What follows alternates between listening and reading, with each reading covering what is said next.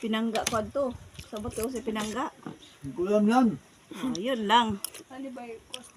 Yan lang ang mahirap sa'yo kasi hindi ka nakaintindi ng pinangga. Pinangga ko si mama. Sabot ka?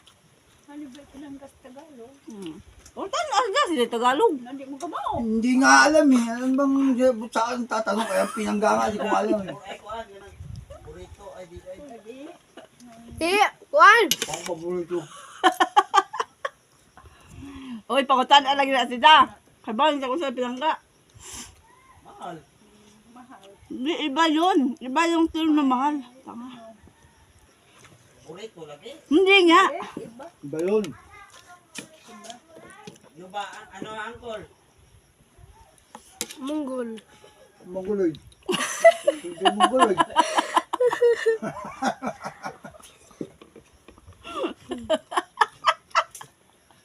Tawa ng tawa. May bebe! Bakit ko siya? Eh, Munggol. Natural. Kailangan maging masaya kahit Oo. puro problema. wag niyo isipin yung problema kasi mababaliw tayo niyan sa kakaisip sa problema. Kailangan tayong tumawa kahit walang Asan na? tawanan. Bibili pa nga, mabilis na. Asan ba? Bumili pa. Akala ko dyan saan si... Palamig mo muna yan, tapos balatan mo yung lahat. Tapos palamig. Sakto to, pagkaubos ko na ito, matulog na ako. Oo nga. Tapos pagkagising ko, punta ulit ako dito ha. Buti na lang.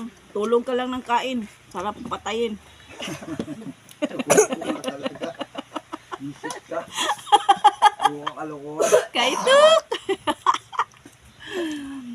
Kaitok! Igagaw ng gwapo. Sus, kiniradyo yung igagaw kinagwapuhan guys. Grabe ni, kinagwapuhan ng igagaw guys. Natatuwa lagi. Purma! Akro wala, akro. Akro yan. Oh, long live yan, long live. Alpaka-paro. Grabe. Kana, mayo na.